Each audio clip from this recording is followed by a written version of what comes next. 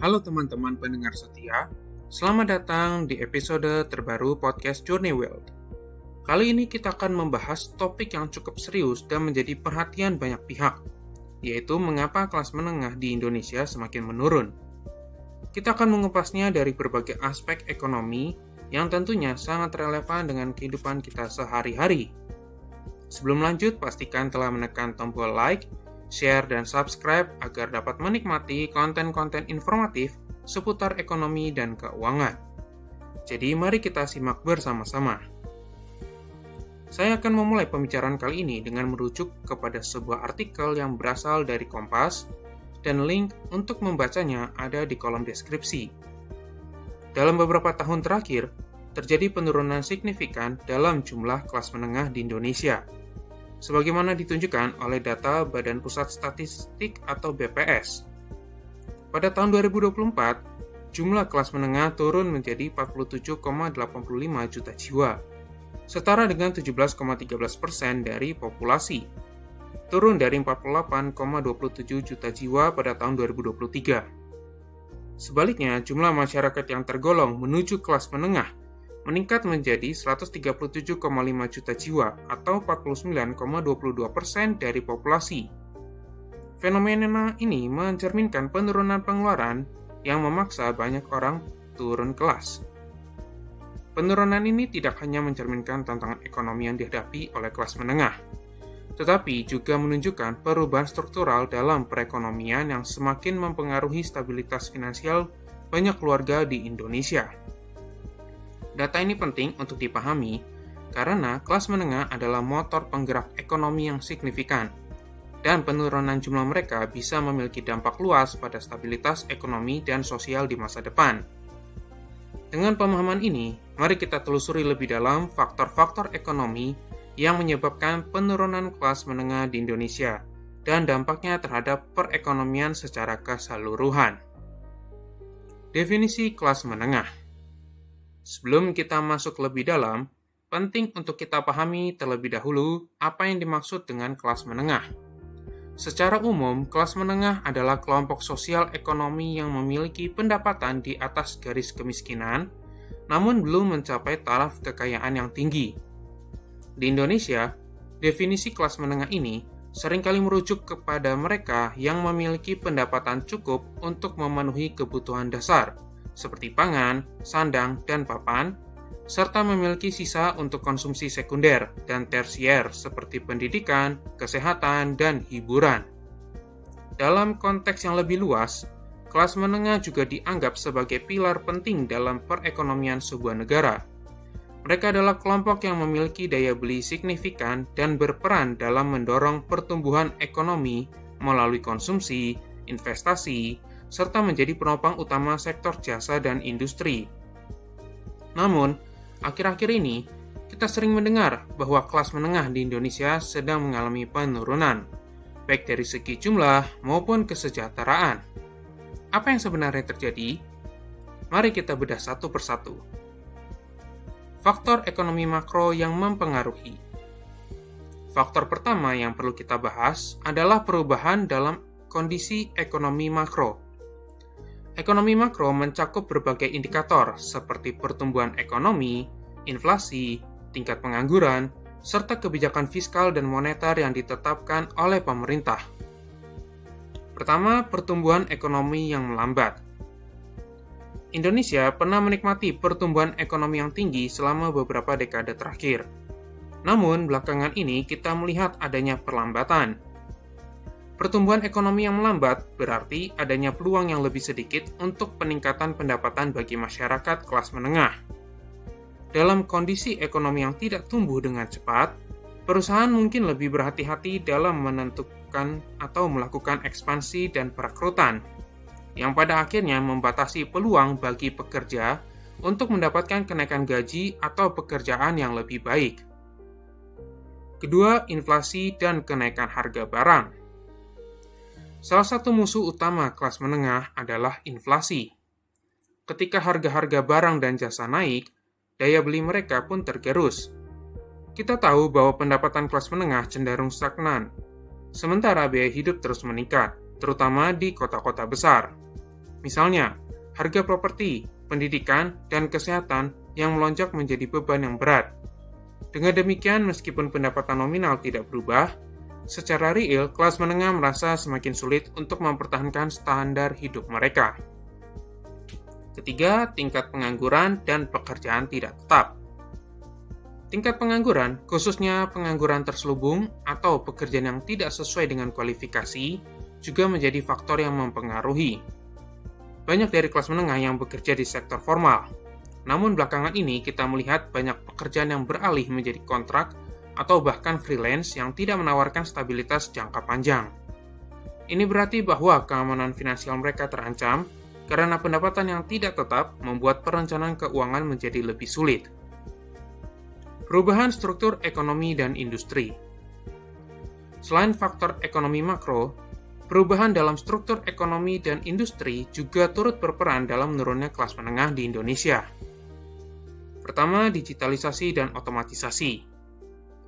Salah satu perubahan terbesar dalam beberapa tahun terakhir adalah digitalisasi dan otomatisasi. Teknologi ini memang memberikan banyak keuntungan dalam efisiensi, namun di sisi lain juga menggantikan banyak pekerjaan yang sebelumnya dipegang oleh kelas menengah.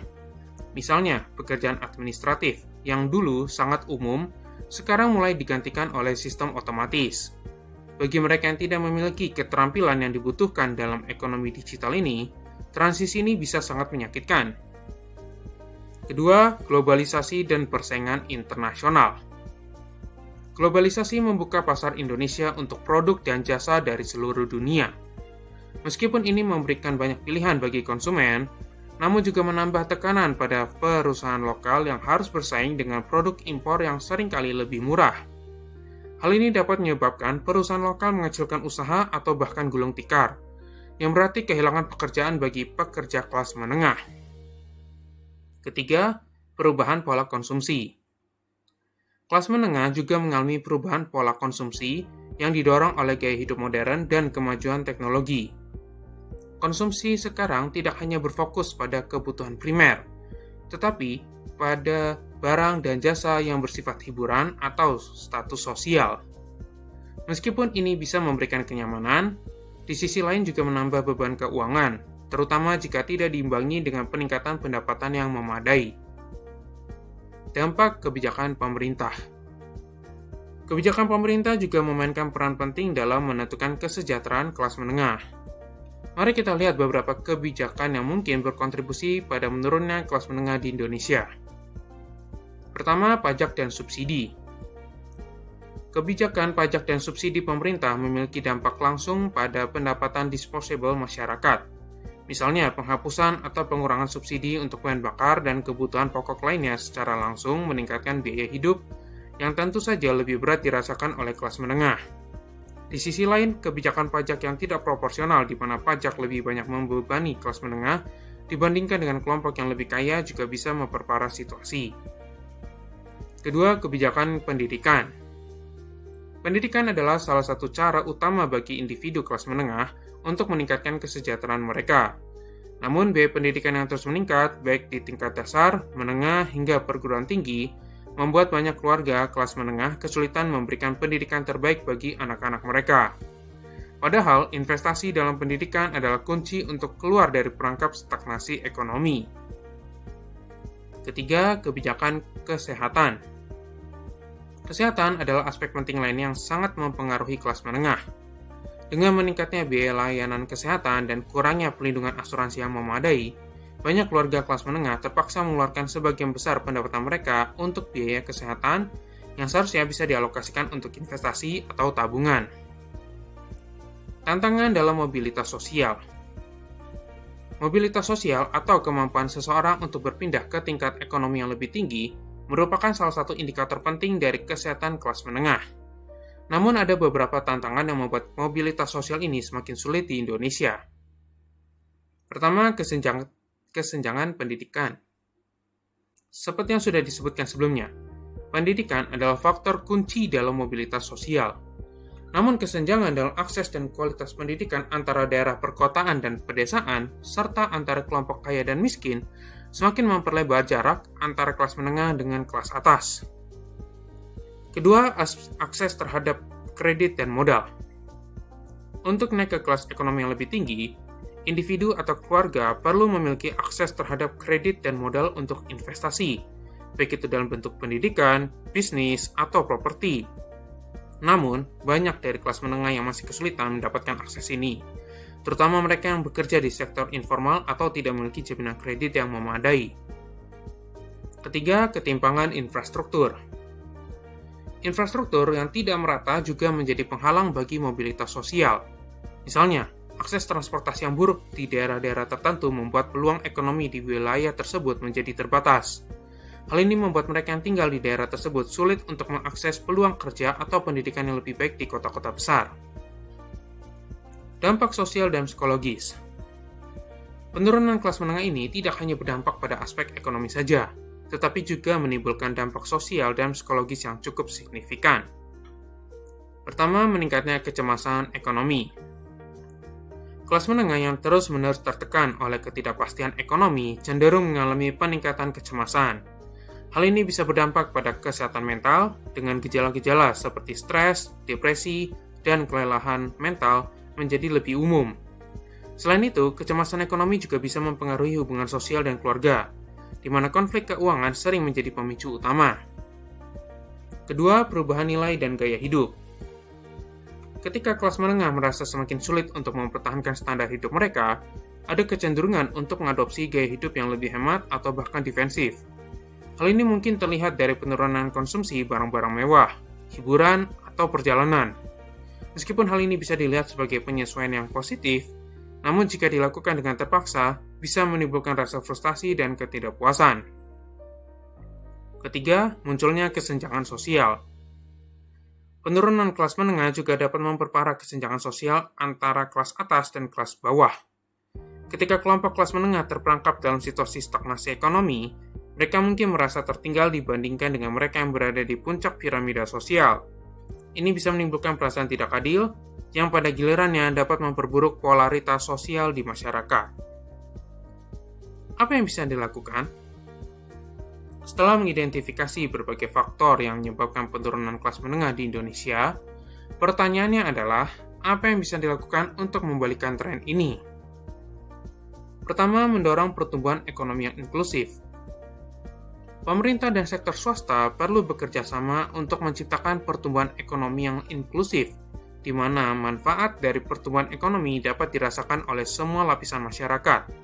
Ini bisa dilakukan melalui pengembangan industri-industri baru yang padat karya, peningkatan investasi infrastruktur di daerah tertinggal, atau serta mendorong inovasi yang dapat membuka peluang baru bagi kelas menengah.